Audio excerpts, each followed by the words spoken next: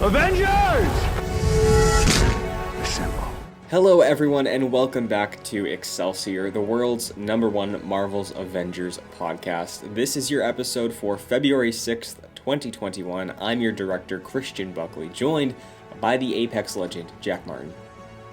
Excelsior, Christian. As it seems like it's become somewhat of a tradition, we're getting not so much Marvel's Avengers news, but a lot of MCU discussion to be had this episode. So looking forward to that.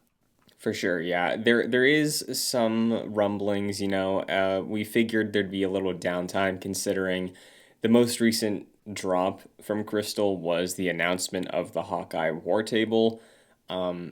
They announced that, almost a month out, so we assumed, the next couple of weeks would be pretty light. But, yeah, totally. So it looks like we're in that right now. Yes. What we do have to talk about, though, regarding the game is interesting on a financial level, because a few months ago, there were reports about how the game's an abysmal failure, all that thing that people were running with. We have some reports that might suggest a slight turnaround. We will get to that. And, of course, in the later half of the show, we will be discussing probably the biggest episode of WandaVision so far. Heavy spoilers in the second half of the show. We'll do brief spoiler-free impressions of it as well after we get through our Avengers talk. But that's later in the show, so why don't we kick off the way we normally do with Fury's report. Now, if you want to hop into Avengers this week, if you haven't yet or you're looking to for this weekend, the low power level mission that will get you some solid gear if you're still trying to work your lower level heroes is Stark Realities, which is... I saw that and I had whiplash because I did a double take. I was like, wait, what? That's what we got our little segment after. Yeah, and it's funny too. I haven't played this mission, I think since my initial run in the campaign, but I played this mission in the beta probably 20 times. You want to remind me about this one? Sure. So Stark Realities is in the Pacific Northwest. It's the mission where you spawn and you can go get the secret underground shield thing that lets you unlock the vault mission in the tundra. Oh, yeah. Gotcha. And if you continue on that mission, the big climax of it is the giant arc reactor in the base that you have to shut down. I see. Mm-hmm. So it's a fun one. I haven't played it in a while, but it's there. Yeah. The other one, very large spectacle, the high power level mission is Rocket's Red Glare, which is, in fact, the space mission for Captain America's iconic quest line. It's not the main campaign mission where you go to space. It's the second, it's the return trip when you do Cap's bonus missions. So, yeah, this one's fun. I think you start out in Utah, and then you basically get shot back into space and take something down. On a spaceship. So it's cool. I think you hop into a space elevator or something. Yeah, you do. Which is the strangest thing. I don't understand that at all. I'm sure that's maybe a real thing, but that's in a lot of science fiction. I think Halo has space elevators. Mm-hmm. And something, maybe Star Trek, I don't know, but that's I've seen that a lot in sci-fi. For some reason, my mind goes to the Fairly Odd Parents. I don't know why. Really? Maybe they had an elevator to space in one of the episodes. I don't know. When I hear that, I really envision a tube that is just a mechanical elevator, and at one point it just stops. Yeah, I could see that. I don't know what it is. But for the Harm Room Challenge, if you want to do that, that's, again, what I usually hop into out of these every week. Avengers #4 from 1964 is the comic you'll get for completing the lower high level Harm Room Challenge. You see the marketplace this week, Jack? I did. Not very impressed, as always, but no surprise there. Yeah, again, we're seeing some repeats, they can't be winners every week, but I noted that we get pure Gladiator Hulk, because I remember there was a period of time where the game was just refusing to give us green standard Gladiator Hulk. It was gray Hulk, and then it was a Hulk with just the beads around his neck. It was everyone wanted standard green Hulk from Planet Hulk, and they just weren't posting that. But it's in the shop this week, so if you missed it, there you go. Yeah. If I played Hulk, I would probably get this, but he's probably like one of my least played characters, so really no point for me at least. Yeah, same page. And I know you are an Iron Man main and you dabble with Cap. There are such hits this week as the not Mark 43 suit. So it's all gold with a little red. Yeah. I don't like this one. Looks like a football character. Yeah, I can see that. I can definitely see that. Looks like a 49ers jersey kind of. Just like lots of Yeah. gold, a little bit of red. Yeah, not for me. And Captain America Shining Justice, which like seems just off to me. It's Yeah. mostly red and he has like it looks like he has the scales kind of on the chest piece, but like it's not everywhere. It's very jarring. Yeah, it's like if you made a character in a Tony Hawk's game and you went like a little too far with like coloring and like shirts and stuff. Yeah. That's what it looks like. Yeah, you Um, messed with like the primary color and you're like, crap, how do I undo that? And then it's just like, you know yeah. what? Something I did like in the marketplace, I won't get it, was Nat's cosmonaut suit. Did you see this one? That was the bottom left one, right? The white hair? Yeah, it was kind of hidden in a way because it wasn't like really super on display. It was Black Widow in this like pretty much orange jumpsuit, sort of shiny, and yeah, she has like stark white hair. So it's definitely like one of the more different Black Widow outfits, and I think it looks pretty cool. Nice. Yeah, yeah, it's interesting. I feel like sometimes the some of the outfits and skins that I like the most are the ones that aren't the epic ones that are like kind of hidden, like you said, Hmm. which is unfortunate. But yeah, it's nice to see the rotation still, even if there is some repeats. But hopefully, once we get some more content drops, we'll see some new costumes as well. Yeah, hopefully. Do you have any updates on your own sessions with the game this past week? Do you play anything at all? No, I literally just booted up the game before recording just to see the market um, update, but yeah, nothing else besides that. I have close to 200 hours in this game. Last time I checked, we got the PlayStation wrap up at the end of the Mm-hmm. beginning of this year, this past week, and I yeah, I'm like 190, 180 hours in that, which seems like a lot to me, but Mm-hmm. yeah, and that was pretty much all in the fall. Yeah, which is wild. I'm pulling my wrap up right now as well because I'm glad you remembered that. Avengers was my number three most played game on my PS4 last year, and again impressive because that game it dropped in September. But Hmm. my most played games were number one, no surprise, Destiny, 116 hours. Ghost of Tsushima right after that at 113 hours, and then number three, of course, Marvel's Avengers, 109. It's definitely gone up since these stats were taken because I put a lot of time into the game this month after not so much in December. Yeah, so have you been playing with people this past week? Yeah, I think at least one night for the past few episodes, ever since I said some of my friends got the game, we've been hopping in the Avengers Initiative. He hasn't really been going through the campaign much, and yeah, neither has my other friend. So I'm just been like dropping in with my Thor, cleaning up the map, sweeping around, getting them some gear to increase their power level, doing some harm room challenges with them. Like not carrying necessarily, but just like being support so they can like grind for gear essentially. So it's been fun. We did like an hour this week. Probably gonna do more next week as well, but that's about it.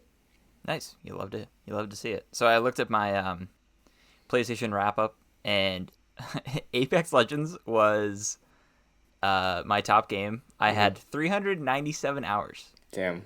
in Apex across 2020, which checks out because I would pop into that game like pretty much every day in the morning.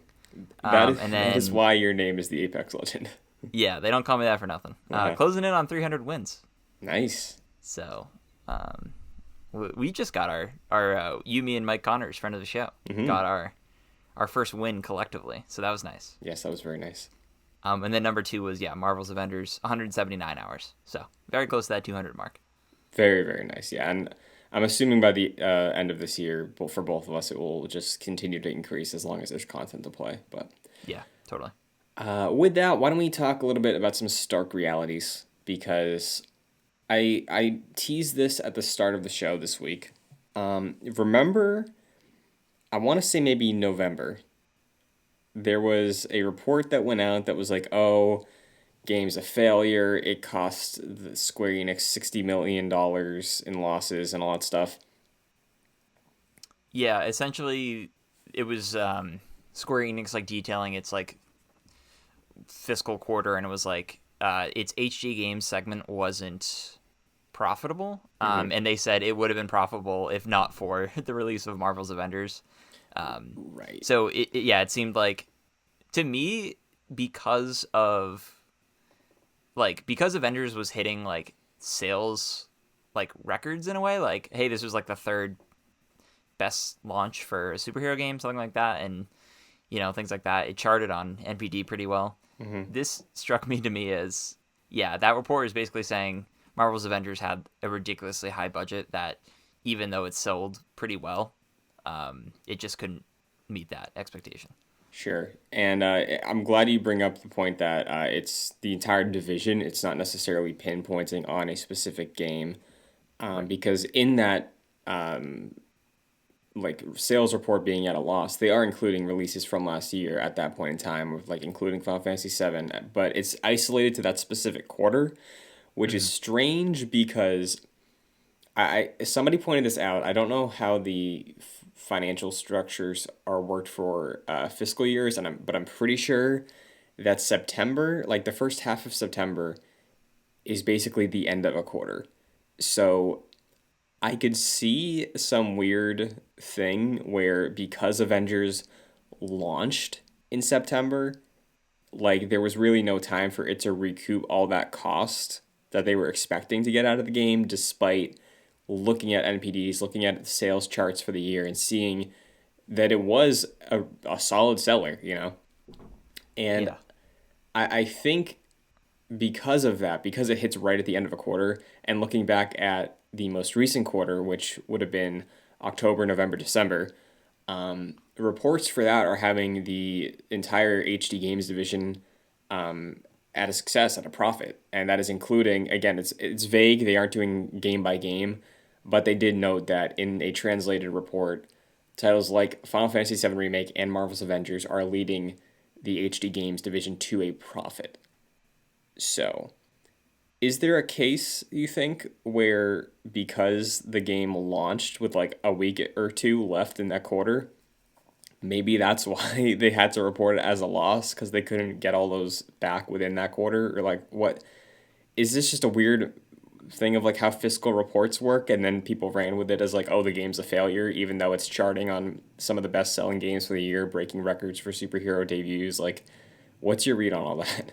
So, to my very limited understanding of finance, I took one finance class um, at school, Mm-hmm. and from my understanding, I believe the start of like the new year for like fiscal yearly fiscal the yearly fiscal yearly fiscal calendar is in July, so I guess that would check out around September being like the sort of the first quarter. Mm-hmm. So I get what you're saying, like where it could be on the cusp and they would have to report it that way, but I feel like companies and corporations don't want to be put into a corner where they have to speak negatively about their profits, even though it would be truthful. I do think that this game did not meet sales expectations. I think they would have said something in that first detailing where there was like, oh, it didn't meet sales expectations, but it came out at this weird time for us, so Mm-hmm. we expect this game to be profitable. I think they said something to the effect of, "We need DLC for this game to like recoup our costs," essentially. Um, but as for this game leading the division to profits, I think it was a combination of like what you said, Final Fantasy VII and other Square games um, helping make it profitable. I don't. The more I think about Marvel's Avengers as a revenue making endeavor, I feel like less and less optimistic about it. Where I feel like Square could pull the plug at any moment to be like, all right, this really isn't doing it for us. So I don't think that little chunk of like holiday sales really makes me more optimistic about anything. Hmm. Um, but yeah, I guess it's nice to hear because we usually hear some pretty negative news about Marvel's Avengers. And granted, they had to cut the price of this game in half, Hmm. like by December. So that's saying something in a way. Yeah, I fact checked. Slight correction. Fiscal year begins April 1st, Okay, so this would have been uh, releasing at the end of the second quarter. gotcha. So yeah, I think it's tricky. I think because it did release right at the end, like they can't lie in their reports, you know? Like I don't know if they ever said like, hey, it's projected to do this, but all the reporting on those financials from last fall were absolutely saying like the game's a failure. And Hmm. I think that might have just been a bit of a stretch. I don't know. Like just people trying to like generate conversation about the game that makes sense of like, oh yeah, people are down on it. Financials are down for Square this month because like also Final Fantasy VII remake would have already been out like in the release schedule for that would have been the second quarter of its sales. So like I think it is a combination of the game having some sort of legs and selling into the holiday season. Like we see player counts all the time, specifically on PC, but you and I and like the community at large is kind of speculating that most of the player base is on PlayStation because of the exclusivity. Hmm. So it's hard to tell. All the reports have been vague. All we really have to specify is like NPDs, which is again only North America. But considering it did chart, it gained a profit for them this quarter. And the way that Square Enix, again, in their history with service games like Final Fantasy 14, and then since launch have said like, hey, we really want to like go in on making games that are supported as platforms.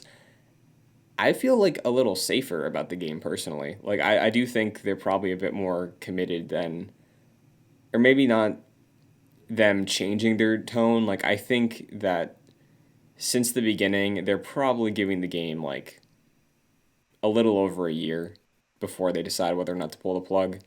And like you said, I wanted to bring it up because this is positive news after such a stretch of negativity. But if anything, I'm sleeping a little more soundly, knowing like, hey, I'm not gonna wake up on a random Tuesday in March. It's gonna be like, oh, well, that's the game. Like, I Yeah. think this is just being like, hey, so they're gonna give it its time. If it doesn't work out in the end, it doesn't work out. But it makes me a little more calm.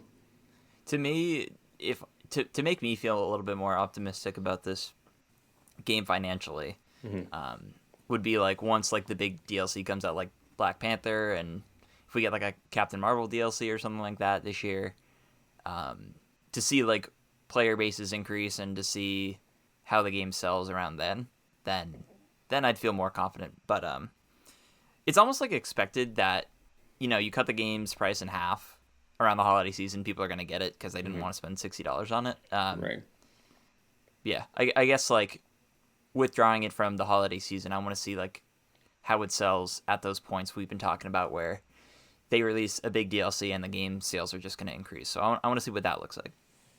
I agree. I'm eager to see how that works out. But that is basically everything there is in the news recently for Marvel's Avengers. We will see what the next week brings. But meanwhile, the MCU has been, it's off to a good start this year, and it's been in the news, like you said, pretty frequently. I have few quick hits to run through before we talk about this WandaVision episode.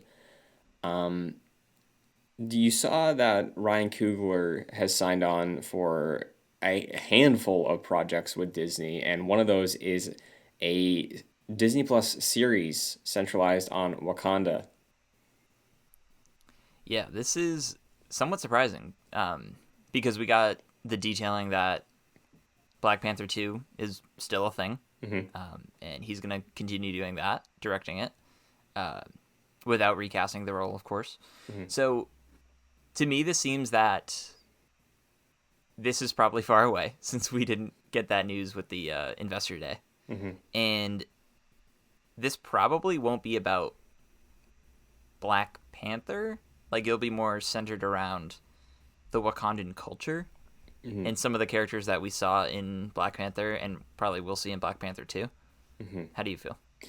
Yeah, I think you nailed it. I wouldn't be surprised if the lead of the show is Okoye because Danai Mm, Gurira has a history with TV. Like she did The Walking Dead for I think a decade almost. So yeah. I'm sure if she's like excited about this role, which I'm assuming she is after seeing her enthusiasm since Black Panther dropped and the way she was received in all the Avengers movies, like having the chance to spearhead a show about Wakanda, with Ryan Coogler involved, I think is probably something she'd love to do. And if it is about her, like it makes a lot of sense to me, and I'd really like to see her perspective on Wakanda.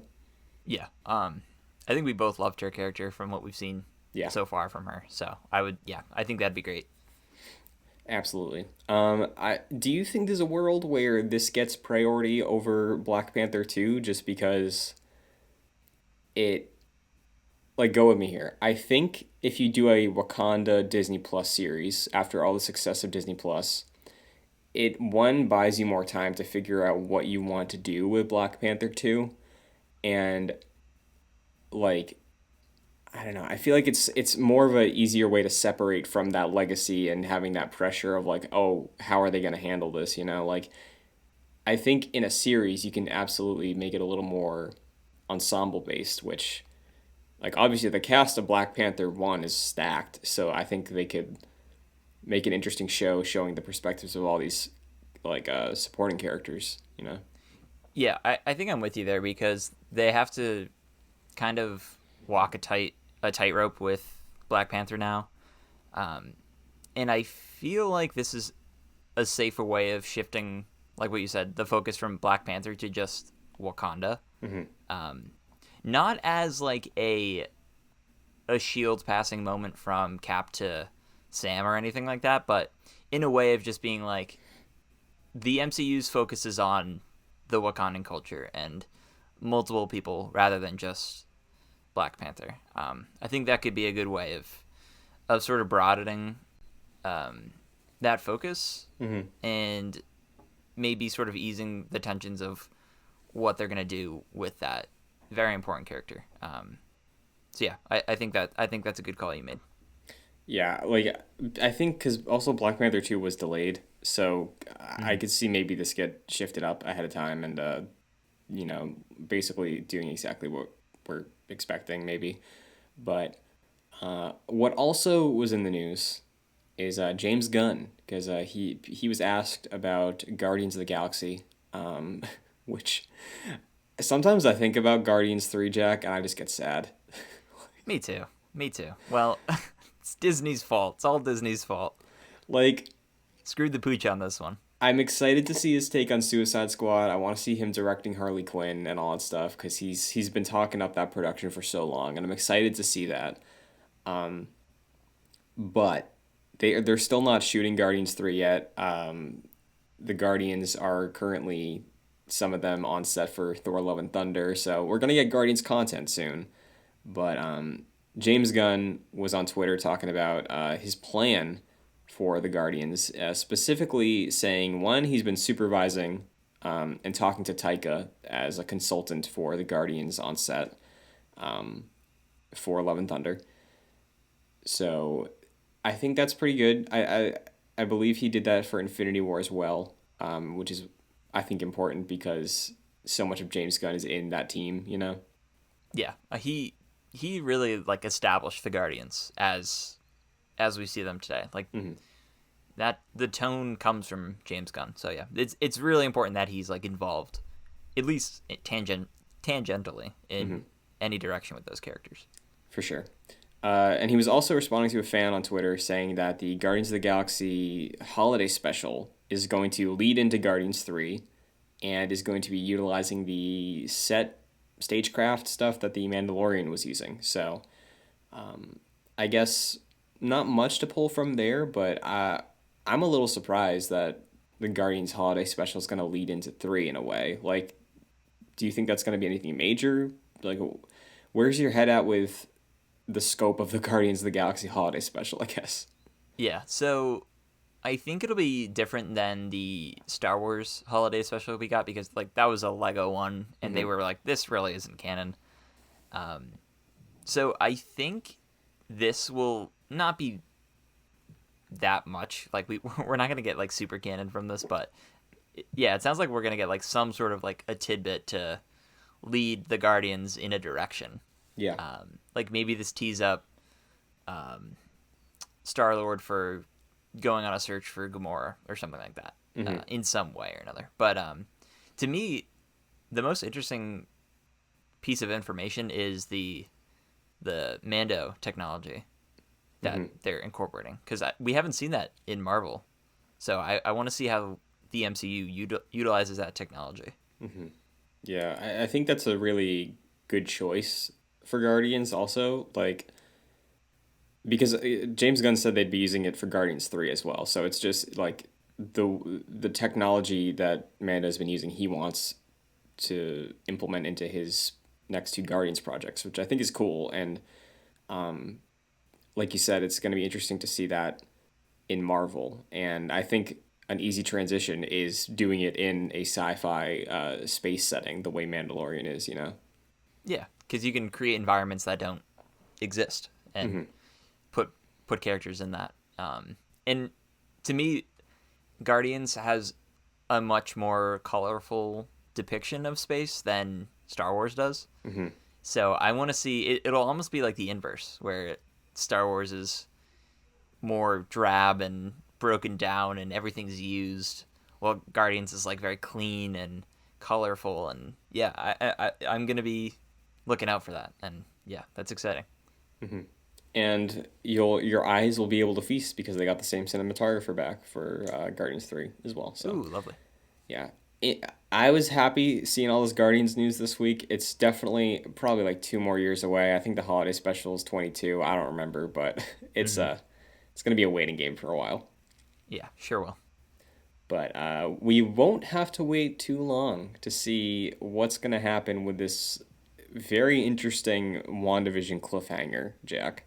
Oh man, I'm So excited. let me hear your spoiler-free impressions of this episode. However long you want to go on it, what did you think overall? Is it continuing the show on a path you like? What's up? Sure. So again, this is one of those like episode 4. This is one of those episodes you can't really talk about without going into spoilers pretty much instantly. So yeah, my spoiler free thoughts are we were wondering if they would be able to strike that balance between what they set up in episode 4 and what they set up in the first 3 episodes, and I think they nail it with this particular episode going forward. Um, I think we get a good amount of tension within Wanda's reality, and we get a lot of good sort of setup outside of what's going on. And I think the acting is just absolutely phenomenal in this show, and I think this episode is very emblematic of that. And for me, this is probably my favorite of the 5 we've seen. Mm-hmm. Definitely up there with 3. Yeah. How about you, Christian? Yeah, so I think this week, it was the things that I didn't like about last week's episode. This week fixed, I think, Mm-hmm. because it felt much more natural in the way it was fading back and forth between the two different stories going on.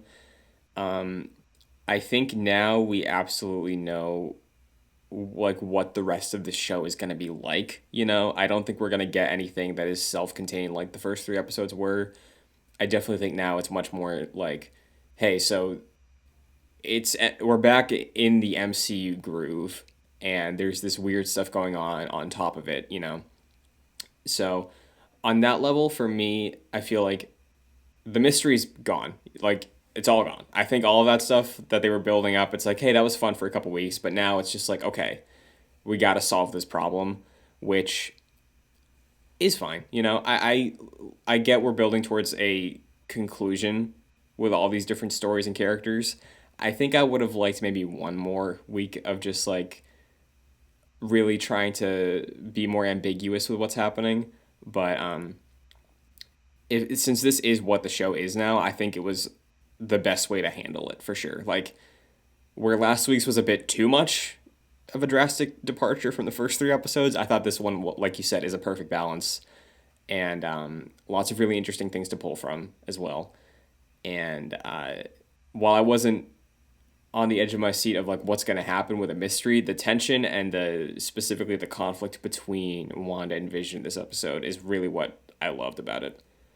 Yeah, absolutely. I honestly slightly disagree with you. I think there's still a bit of mystery in the show. Okay. But I guess we'll have to wait and see. Yeah. So I definitely have questions, but I'm less like unsettled the way that it was like something's off here. You know, it's like okay, well now we know. Like now we know why it's off. We know everything about what's going on that level. Because I think the biggest mystery now is just character motive and like the cliffhanger, you know? So like it's definitely you can say yeah, it's still a mystery, I think, but it's for me it's just more like questions of like a hook of like hey, watch next week, figure out what the resolution is more than anything else of like who's safe, who's right, who's wrong, you know, cuz I feel like a lot of the lines have been drawn at this point for where people are standing and what's going to happen, you know. Like they could surprise us with some things, but I think general arcs of what's left is pretty clear to me. Sure. Do you want to just get right into like the very end? Because I think we should start there. Sure, yeah. So, okay. We get Quicksilver. Yes. Christian, and it's not the one we thought. It's Evan Peters Quicksilver from the X-Men universe. And yeah. Were you like me, where you saw him and were like, oh, it's Quicksilver. Mm-hmm. And then it took like 5 seconds and you're like, oh, it's that Quicksilver. Because like I didn't put two and two together like immediately. It took me a little bit. I'm like, oh my God, they're doing it. They're doing it. Mm-hmm. Yeah, unfortunately, a while ago, someone was like, oh, Evan Peters is in the show. And I was like, yeah, right, okay. And I heard also that, like, Aaron Taylor Johnson's supposed to be in the show. So when it was building up, you know, in the middle of the episode, they talk about Pietro and talking about how she's controlling everything and talking about bringing dead people back. I was like, okay, the stinger this week is Pietro's going to show up. And I was expecting it to be Aaron Taylor Johnson, even when they showed the hairpiece, because I was like, oh, that's his hair from Ultron. Mm-hmm. And then when they showed Evan Peters, I was like, oh, it's okay. We're actually doing this. Okay. Yeah. So first question, I guess, because I think I wouldn't put it past Feige. This I think could be a red herring. I think there's a small percentage of a chance that like they got Evan Peters just to mess with the audience, and he's just a guy that exists in the MCU that is played by Evan Peters that she pulled into this reality of like you're Pietro now. And I think there might be some weird level of meta trolling going on Feige's level. I don't think that's likely, but I think there's maybe a 10% chance that that's what's going on. That would be hilarious. Mm-hmm. I could see that. So here's like the big question. Yeah. How would Wanda have even gotten Quicksilver here? Because like we understand that she has the ability to manipulate reality. Mm-hmm. But we haven't gotten the impression that she can dip into the multiverse or any sort of multiple different reality. Do you think that's what's happening here? Because to me, it seems like she acted surprised when this happened. Mm-hmm. And the reason why I said I think there's more mystery to be had is I don't know if she's necessarily alone in this. I know like the show keeps saying it's just Wanda, this is all her. I don't buy that right now. Mm-hmm. So yeah, where do you sort of fall on that? So yeah, I think it's tough to tell with her reaction because I didn't know if it was like she was in character, Mm. and like trying to act surprised for the sitcom, or like if she was genuinely as like Wanda Maximoff shocked. Like, but I still believe the theory we've had for a while of like Agnes is involved in this. Like, I don't think it's just Wanda. Like, Yeah. because I still don't even think that Wanda's the one reanimating Vision. Because I think she got his body and probably Hmm. brought it to Agatha and was like, "Hey, can you like take care of this whole business?" Because the thing is, like, this episode also goes out of the way to show that Agnes is on the level with Wanda of like, hey, she knows it's a gimmick because she's like, Yeah, "Do you she's want to in run it on from the it. top?" Like, Hmm. so she's in Um, on it. So maybe right. she's the one that can pull from the multiverse, and then Wanda's gonna try to learn from that at some point. Like, I think we have a direction. It's just again, we don't have the direct answer. Yeah, that's a good point. Like, I think there is still someone like pulling the strings in some way, whether that's Agnes or whether that's like Mephisto or some other character that people have been mentioning. Hmm. The line that I wrote down, I usually don't write down notes on my first viewing, but I had to write this down, was Agnes comes in and Wanda says, "Agnes, you're a lifesaver," and I was like, Hmm. "Come on!" Like that has to be a reference of, yeah, like what essentially what you mentioned, Wanda going to get Vision's corpse and then needing someone else to help that, and seems like that is Agnes. I think like, yeah, part of what I was thinking from the first like 3 episodes was that Wanda made like a deal with, when I first thought I was Wanda made a deal with the devil, like, hey, I want Vision back. You help me with that, I'll give you something else. I don't know what the trade off would be, or the trade she made for that, but Hmm. I mean, it seems like it has to deal with this reality. I don't know why she would have needed to like. It makes no sense for her to just bring Vision back and to just construct this reality. Like, why not just bring him back and just live your life? Of course, she does want that the perfect lifestyle that we've been talking about, Right. but yeah, it seems like this was almost like a deal where she had to make this reality and she had Yeah. to be confined to it with Vision for it to work. Yeah. Plus, there's also the scene with her two children when she's talking to them about their dog dying. Like, Mm. she's very much and again, it's hard to know if this is in character or not, but like she's like against the idea of necromancy, and I think it's not a coincidence that Agnes was the one holding the dead dog. Like, Yeah. I'm definitely thinking that it's Agnes doing the dirty work and Wanda's just complacent with it, I think. And then everything else, like what we see in this episode with transforming stuff, making the set design work, I think that's all her. But more of like the black magic type thing, I think is whoever's working with her. I think it's Agnes. It could be Mephisto, whoever. Yeah, I think I'm with you on that. Do you? There's so many different avenues. There's so much in this episode. Like, do you want to continue on with like the possible X-Men Yeah, discussion, or do you, and then we go back into the sort of minor details of the episode? yeah. Okay. So let's say it is Quicksilver, Mm-hmm. like Fox Quicksilver. Yep. Um, there was a comment that Elizabeth Olsen had recently. Spoilers for the end of Mandalorian season two. Where she said something to the effect of this season or this like WandaVision has something that will get a reaction out of people the same way on the same level of Luke being in season two of The Mandalorian was. I think there's only one person that is like on that icon level that could show up to make people mark out the way they did for Luke. Do you I think have a there's a few. guess? I think there's a few, but I want to hear what you think. I like because I some people were like, "Hey, was this it? Was it Evan Peters?" And like just what that implies. I don't think so because like a bunch of people, there's some MCU fans that are just like diehard MCUs. They don't acknowledge any other Marvel thing. So like maybe they aren't even aware of Evan Peters' history with Marvel. Um, so I don't think it's that. But what I think like everybody knows this person and this like Hugh Jackman Wolverine, dude. Like Yeah. I think he might be in this because like listen, I love Luke Skywalker, right? It was cool seeing him being young and de-aged again. But if you get Hugh Jackman to be in the MCU, even if it's for 30 seconds, that I think is a way bigger deal, personally.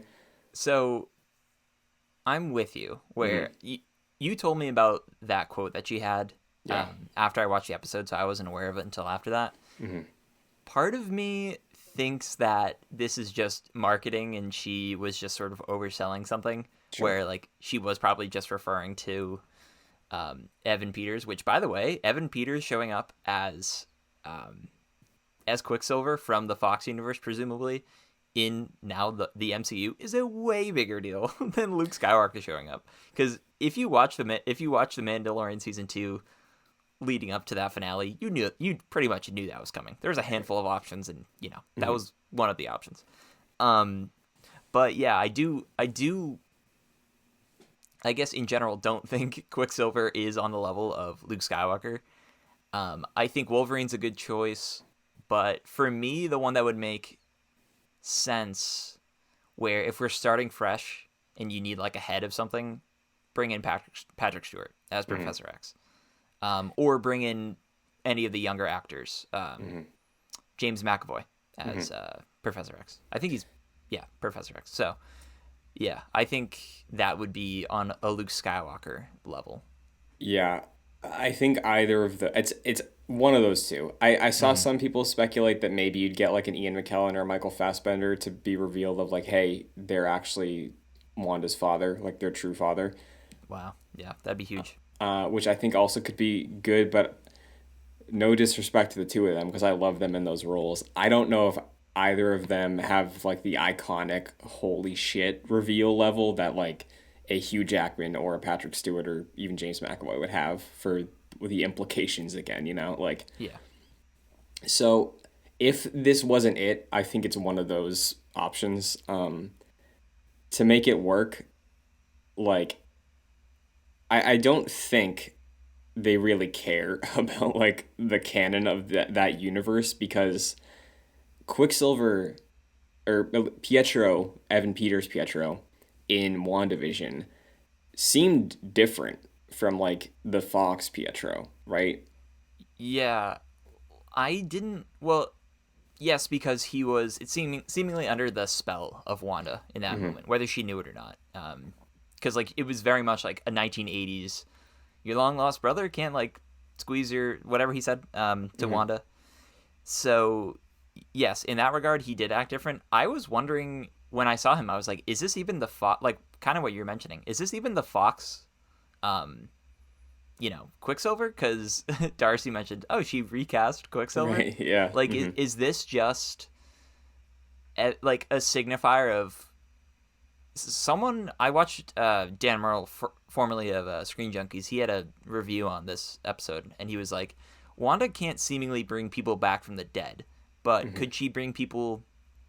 The next best thing would be bringing people in to fill that void from the multiverse. Right. So is she just manipulating that Fox Quicksilver as this Quicksilver? I don't really know. I didn't necessarily fully believe that this was the Fox Quicksilver. Of course, it is Evan Peters, but and it Yeah. could be that way. I'm not sure what's even happening here. Right. The reason I wanted to bring that up is because now I'm full on board believing that Hugh Jackman's going to be in an MCU movie at some point. And I think the way you can justify that, because like he's vocally like been outspoken that he'd be down to do that. Right. I think they can make it work the way that if the way I'm thinking Evan Peters here is working is like, hey, the big thing is like you know them as that character. That's it. This don't care about what happened in Fox. Logan happened. Sure, it's a movie. This doesn't erase the impact of Logan, but like you want Wolverine, here he is. Like we pulled him in. Here he is. We pulled him in from like 20 years before the events of Days of Future Past or whatever. Like here he is. He's in here now. Yeah.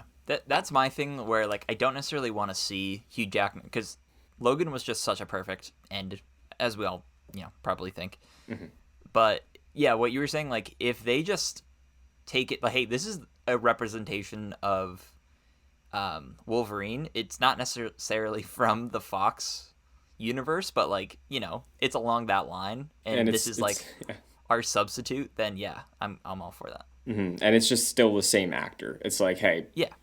whatever, like no, don't think too hard about it, just be happy. I think that like that could be what's gonna end up with, again, in the scenario that there is another larger character appearance than Quicksilver.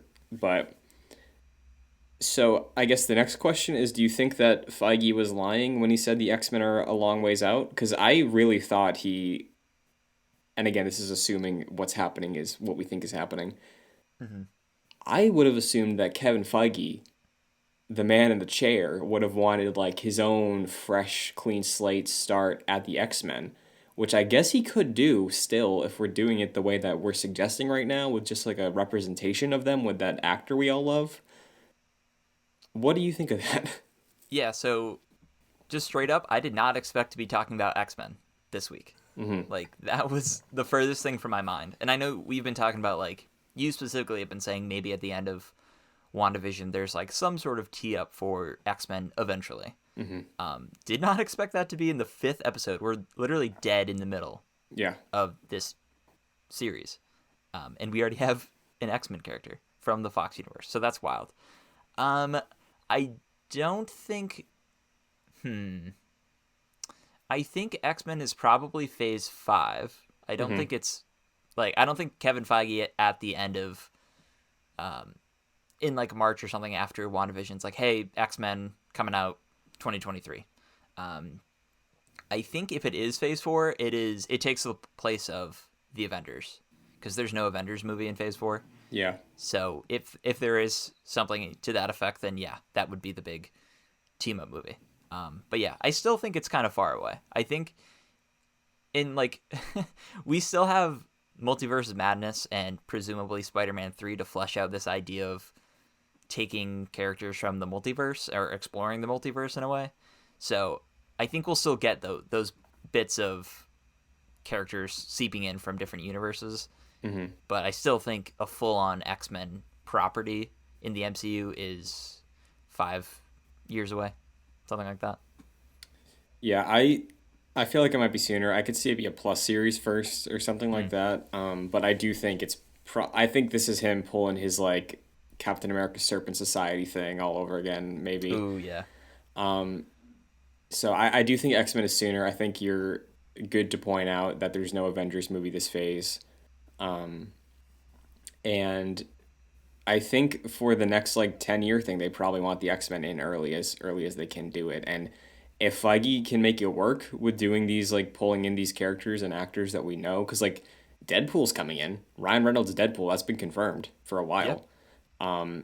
Even Far From Home, which timeline wise does take place a little bit after WandaVision, had J.K. Simmons back as Jonah. So like there is this undercurrent, I guess, of them just being able to have fun and be free with it in a way that I feel like 23 movies, 24 if you count WandaVision deep, they're the audience is probably just cool with it. Of like, hey, we really like J.K. Simmons. You can just do it again, Like we won't really think about it too hard, but if the justification in universe is multiverse stuff and it starts with WandaVision, then I think that could be kind of exciting. Yeah, it's funny that the I wonder how this would have operated if Phase 4 had followed its original schedule. Mm-hmm. Because I think Black Widow would have come out, and I don't think there's going to be anything groundbreaking in that movie. I think maybe it's like a handing off of the torch to someone else who would maybe adopts the role of Black Widow at the end of that. Right. But nothing, groundbreaking as this, where like this is they decidedly put this in the front now. And yeah, this has huge ramifications going forward. So I'm glad this is starting off Phase 4.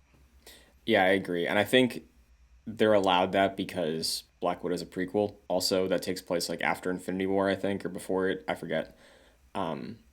So they have like room to work with. So WandaVision is breaking that new ground where something like Black Widow, which was meant to drop first, is not. So I guess the only other question I have for you about the idea of Pietro, Evan Peters, X-Men, do you like are you happy about that? Because I really like some of like I don't know if this is a hot take, but I like a lot of the X-Men movies that Fox did, like more than I think they did more good ones than bad ones. I hadn't seen Dark Phoenix, so I'm assuming that counts towards the bad ones, but I like most Hmm. of them. Yeah. And Sorry, go for it. Continue. I was just gonna say, like, if they were to bring in like Halle Berry as Storm, but just like make it work the way we're assuming they're gonna do with Evan Peters and bring Hugh Jackman in because we know he wants to be in the MCU and he said that before. Like, if they do that, I think I'm cool with it. Like, I think they're good at their characters and they're iconic because they kind of started this whole thing in 2000. So, like, if we can do that, yeah, go for it. I think I'd have fun with it.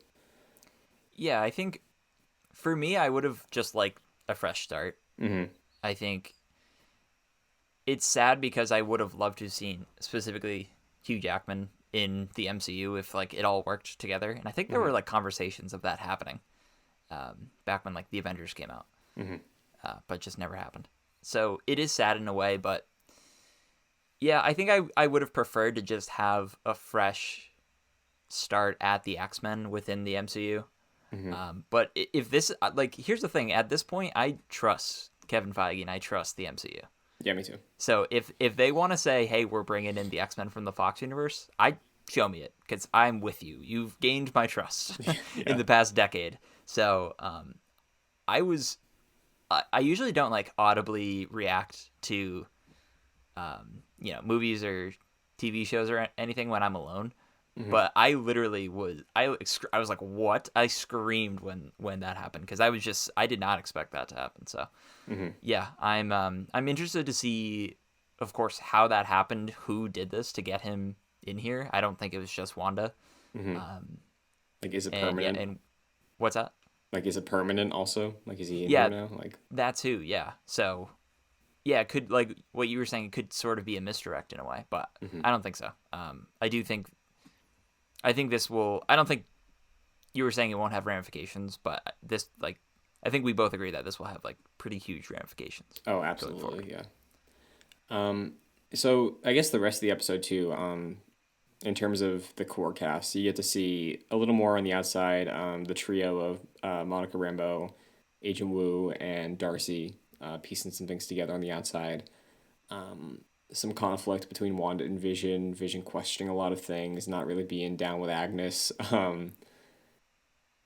Is there anything that stood out to you out of those two specific plots outside of the joining of them kind of when Wanda left? Yeah. So I think what struck me the most is that we get more answers this episode than I think we did last episode. Last Hmm. episode was just a catch up for Yeah. Sword, essentially. This episode we get the idea that Wanda essentially sends all these people to the sunken place from Get Out. Hmm. That's essentially what's happening because Vision can use his abilities to, you know, kick them out of what's happening, and then yeah, Norm comes out of it and is like screaming at his family. By the way, Hmm. great acting for like a side character. In Yeah. the same shot, he is broken out of that trance and then put back into it, and then like in a snap just goes into it, which I was very impressed with. Hmm. Another thing that Wu mentioned, again, this sort of convergence of the two stories, was that he was questioning how this is even possible for Vision to be reanimated and also using his powers without the Mind Stone. Hmm. And that has me thinking that someone else is involved, like we've been mentioning Agatha or Agatha or Agnes or Mephisto or some character like that. Like I don't think Wanda can reanimate Vision to have his powers like that. You know? Hmm. Yeah, I agree. Wanda, I still think is the most powerful, and they reiterate that in this episode. Like, hey, she could have Yeah. killed Thanos. Yeah. Totally. But I think she has a lot of raw power, and she's probably taxed on making this whole illusion last, you know. Mm. And she's still young, so I'm assuming that like Agatha or Mephisto, whoever who's been around for like centuries, like has more precision in terms of their magic, you know. So like I think yeah, I'm still believing that Wanda's not the one who brought Christian, Vision back. I think she sorry, did the I okay. lost you there. What did you say? I was just saying I still think that Wanda's not the one that brought Vision back. So Yeah, yeah. I'm 100% with you on that one. Yeah, I think we both agree that something else is afoot here. yeah. Um Fun Easter egg, Sparky, the dog. Yeah, That's not green. yeah. I was wondering if the kids were gonna like dye him green or something by accident.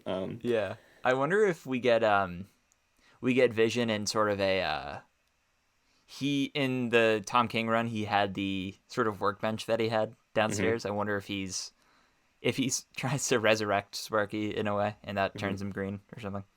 Yeah, that'd be neat. Do you want to talk about the kids? Yeah, what's up with the kids? They keep growing. Uh, yeah. So like, I'm still not 100% convinced that the kids are real, like real, you hmm know?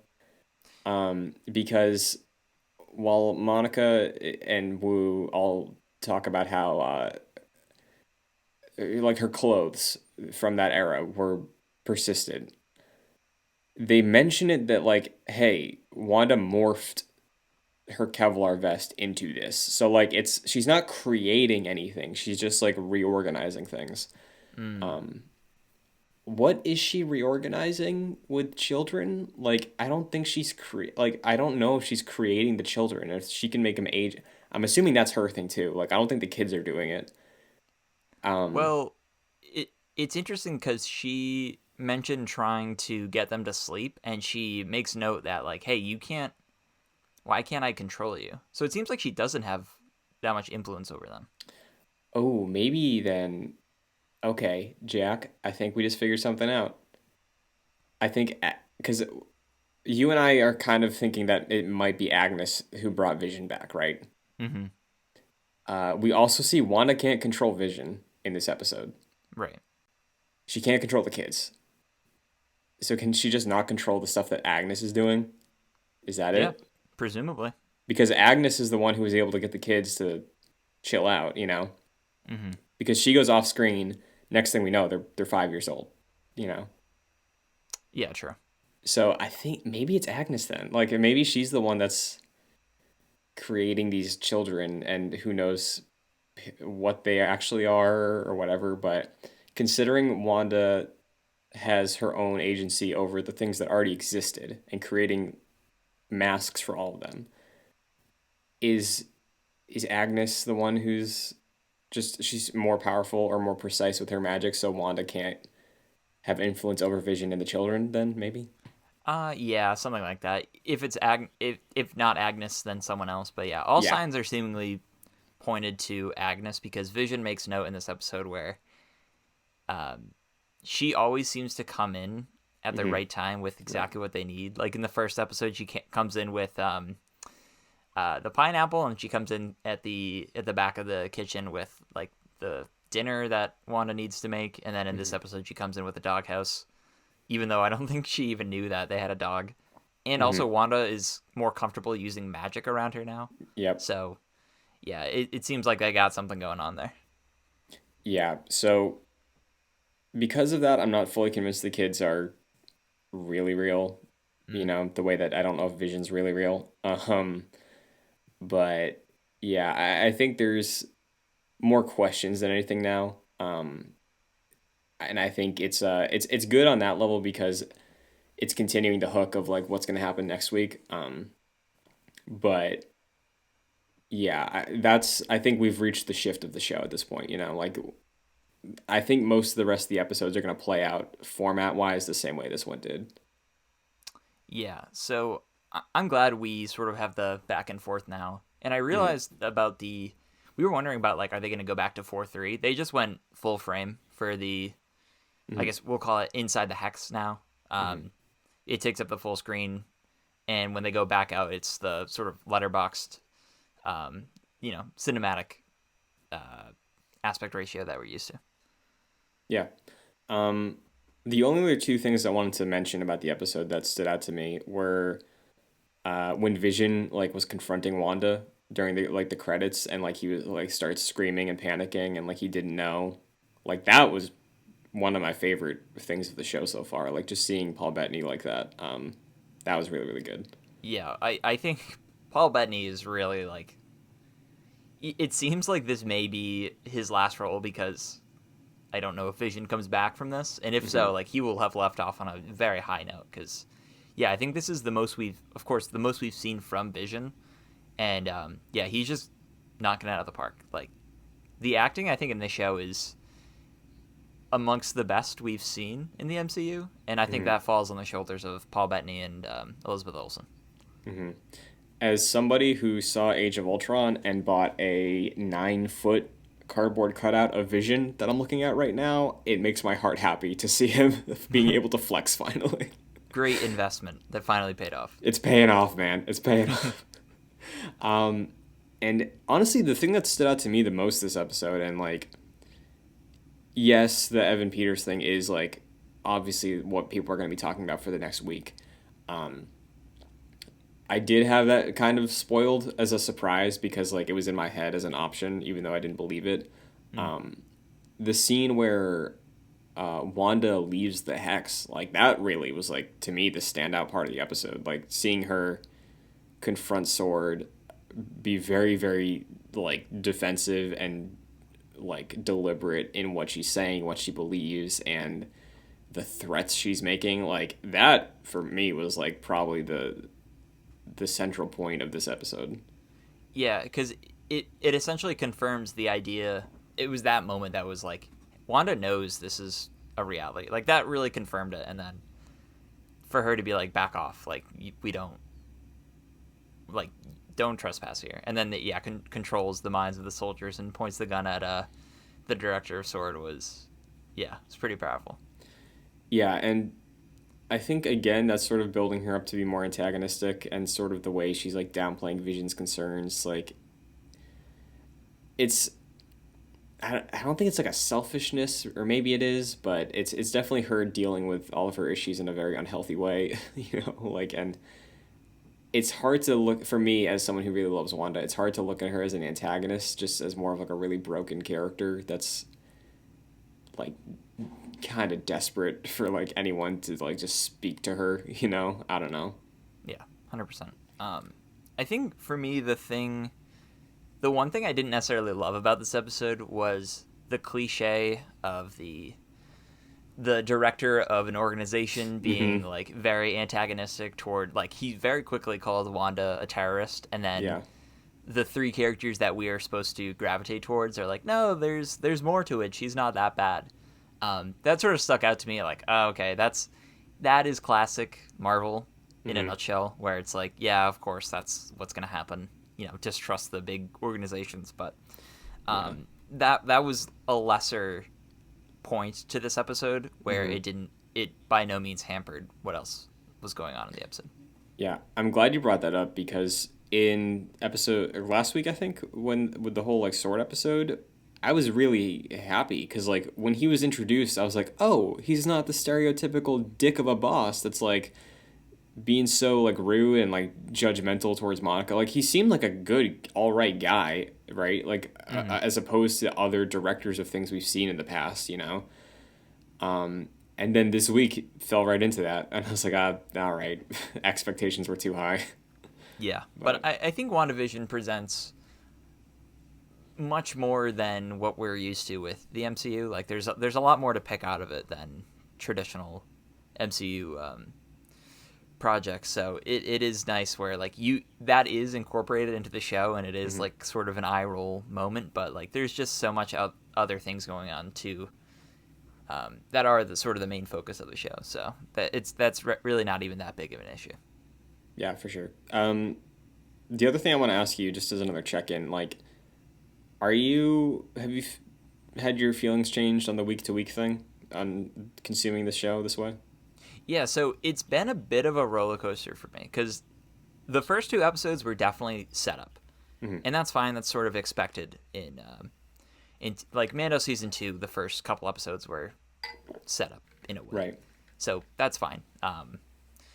And then yeah, season 3 was definitely the one where I was like, I love the mystery they're building week by week now, and like I'm excited for episode 4. And then episode 4 was definitely a reversal of that, where it's like we got to catch everyone up. And I'm like, okay, that's fine.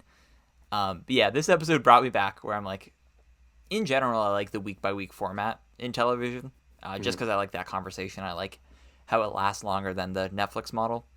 Yeah. Um, but I think this episode definitely cements that, where I do like week by week hanging on and questioning things, and yeah, being able to speculate about the next week's prospect, and also the fact that we just get to have more content doled out over a longer period of time, where it Hmm. feels like we're in the MCU bubble now, like in the similar way Mandalorian felt like we were in the Star Wars bubble. So Right. yeah, I do like the week by week format. I think finally, if they could, if barring next week's episode being some sort of, you know, derailment of what we've established so far, I think this episode definitely, or this series definitely justifies itself as a very good user of the week by week format. Yeah, I've been on that since the beginning. I prefer TV when it's week to week because to me it makes it more memorable too. So, and Mm, I definitely think they've been taking advantage of that. Where something like a Stranger Things, where I like Stranger Things, I can tell you three things about the last season. You exactly. know, so I understand the frustration people have just because we've gotten used to binging things, but I infinitely prefer week to week TV, even if it's not a hit every single week. Like I know some people had issues with some episodes of Mando not really progressing things forward, and even with this show. But I think when we get the episodes like this, it's worth it, and you need that. They can't all be killer, you know. Yeah, So. I think WandaVision compared to Mando, like, sort of dueling Disney Plus productions, I think this episode has, or excuse me, this season has much more of a focus than like season 1 of Mando, where it kind of jumped Hmm. around and it didn't necessarily know what it wanted to be. It had like its first 3 episodes as its own sort of self-contained arc, and then from episode 4 to episode 6, it was just another 3 episodes of just sort of jumping around, and then 7 and 8 brought it back around. So that was a little muddled, but I think it was clear from episode 1 that this was going somewhere. It Right. just it just one and two, of course, were just very much situated within, of course, the hex now, as we're Hmm. calling it. But yeah, I think now seeing the sort of the forest through the trees, this is, I think, absolutely works as a week by week. And I'm with you. I think I would prefer week by week rollout for MCU going forward. Yeah, I think it's the best case scenario. But I think that was everything that I thought was notable about the episode. Obviously, there were some Easter eggs. There was Monica's reaction to Captain Marvel, which I think is interesting. But Mm. was there any other notable quips or moments from the episode that you want to talk about before we wrap up? A couple things. Okay. So the intro song is, I think, the best that we've gotten so far. Yeah, what show was it? Uh, was it? I don't know. It was it. I'm not super familiar with '80s TV shows. Mm-hmm. But we the song, the lyrics were we're making it up as we go along, Yeah. which Uh-huh. is of course like a very direct reference to what seemingly is happening with Wanda right now. Mm-hmm. So I thought that was nice. And another thing was the commercial. Of course, that was brought back, and this was much more on the nose than I think the previous ones have been. It was about the Lagos brand uh, paper towels, Right. and the quote was Lagos, for when you make a mess you didn't mean to. Yeah. And of course, that's a reference to Wanda like blowing up the embassy in Lagos in Civil War. So yeah, a Mm-hmm. little on the nose there, but I thought that was a nice touch. Yeah, that one took me a second. I was trying to figure out like what the reference was because like Lagos, is there a Lagos thing in Marvel? And it's like, oh, of course, the beginning of Civil War, the thing that started all of this like Yeah. Yeah. Um, go Oh, ahead. one final thing. So um, we get Monica coming out of the hex, and she's like getting healed up, and she's having like tests done, and Hmm. someone comes over and brings like this weird results back, and it's like, oh, it's blank. I'm wondering Yeah. if, because like from my understanding, she has superpowers in the comics. I'm Hmm. wondering if this, like Wanda's hex, somehow gave her powers. Yeah. So do you think that maybe that's a Westview wide situation? It could be like I think we were discussing whether Wanda creates the mutants, and like maybe this is an avenue to do that. Yeah, I could see that be a thing. And maybe is that how we justify the Pietro recasting? Like she just found this guy and then it's like, oh, now he's in here, now he has powers. Could be, yeah. So yeah, that definitely that was interesting to me as well. Because I think did she get like a CAT scan or something and there was just like no brain or something weird like that?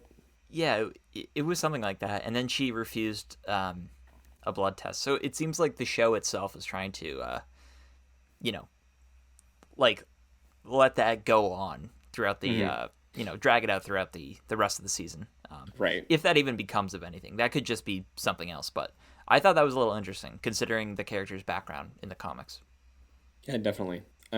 Also, I don't know, we brought it up briefly, but did you your read on the way she like brushed aside talking about Carol? Like, did that seem like it was a little hostile to you? Yeah, yeah, because her mom died, and Yeah, I'm sure there's some animosity of Captain Marvel coming down and seemingly just going off and forgetting about the Earth until Thanos shows up. So yeah, there is probably something like, hey, you and my mom had a connection, and then hmm you sort of forgot about that when she needed you the most. yeah. That's what I thought too. So, Mm-hmm. well, I think Monica's supposed to be in Captain Marvel too, so we'll probably get a follow up on that. But in terms of next week, is next week the Quicksilver episode? What are you thinking? I have no clue what's happening. Oh, you know what? Okay, so it's gonna be Full House, Oh, of right? course, yeah. It has to be. So Is he Uncle Jesse? Is that what he is? I was The gonna say, accent? no, I think he's Joey. I think he's Joey Gladstone. He's got the Hawaiian shirt already, You're and right. like he's goofy. And yeah, we got oh my god, we got the twins. We got Yep. Nikki and Alex. Mm-hmm. Um, so I feel like, yeah, oh man, yeah, there's a lot here, Christian. We got we got the puzzle pieces. We got the Um, dog, bring it back to life, have Vision yep. retool it, it's Comet, you gotta we don't have an Uncle Jesse and it sucks that Tony Stark is dead because Well, he'd be like the perfect Uncle Jesse in this scenario. what if Wanda and Vision are Uncle Jesse and Becky, and we Ooh, get a Have Mercy from Paul Bettany? that'd be fantastic. Like, come on. Um oh, there was one final thing that I didn't know if we got a resolution to in this episode. Mm-hmm. I forget who says it. It might be Wu or Monica, but they say something like what if you send something in that doesn't require it to be changed? Mm. Like, do you think they sent in Pietro? Like, who? What? Oh, Like, that's interesting. because I was wondering, it was like, are they gonna send in like old man Steve with like a '80s getup so he doesn't get it changed, and then he just has to go talk to her and calm her down? Like, what? Someone she's close to? Like, did they? I don't know, Jack, but I wouldn't rule it out that Sword got their hands on this X-Men Pietro and was like, hey, go in, go. Okay, so here's one more final thing. We've been saying that a lot, but so it seemed like Monica had a friend she wanted to help her out. She was texting Yes. someone. Mm-hmm. Could that be, to build off of your theory, could that have been um, Evan Peters, and then they just like suited him up for the occasion, and then it, because again, Wanda didn't seemingly, unless she was faking it for Vision, Mm-hmm. didn't know that that person was going to show up. Right. Um, so yeah, you could be onto something where Sword sent in this person to, whether that was Quicksilver or whether it just happens to be Evan Peter masquerading as Quicksilver, which would be Yeah. really funny. To try and sort of be the mole on the inside. Christian, you might be onto something here. Yeah, man, I bet you that's what it is. I bet it's that, and I bet it's Hugh Jackman. I bet this X-Men thing is like a pipe dream. I bet that's really what it is. You think that would be? Oh man, that would be hilarious if they just use these actors sort of masquerading as those roles, and then the Yeah. MCU is like, "Nah, we're just doing a fresh start." I feel like Yeah. you'd make everyone happy at that point, Yeah. or everyone really bad. Yeah. I guarantee you there are going to be Evan Peters stands that are mad that he's not being Quicksilver if this is the truth, but Yeah, he is the best Quicksilver, of course. oh yeah, easy. But I think that wraps up everything there is to talk about episode 5 of WandaVision. So, Jack, until next week, where can everybody find you? Yeah, you can follow me on Twitter at FascinatedJack. Christian and I have a Pokemon podcast called My First Mon. It's on JoyClicks, releases every Wednesday. Check it out, YouTube, podcast services, all that stuff. How about you, Christian? You can follow me on Twitter, Instagram, Twitch, and TikTok at Shun2D2. This show is available on youtube.com/joyclicks every Saturday in the Excelsior podcast playlist, as well as podcast feeds, Apple Podcasts, Spotify, and if you can rate or review the plot on your platform of choosing, it'd be greatly appreciated because it helps the show out, takes just a second, and helps us maintain being the world's #1 Marvel's Avengers podcast. This show is also supported on patreon.com/joyclicks, so if you want to get involved, there's a $1 and $5 tier. $5 tier gets you producer credit on all of our podcasts, including this one, like Chris Sakas, so thank you very much. And, also the show's a Twitter at ExcelsiorJC, if you want to keep up to date with topics or whatever is going on Marvel-wide on the channel, so... that's going to wrap it up. We'll see what happens next week. We'll see if Ultron shows up. We'll see if Thanos shows up. Who knows? But until then, Excelsior. Excelsior.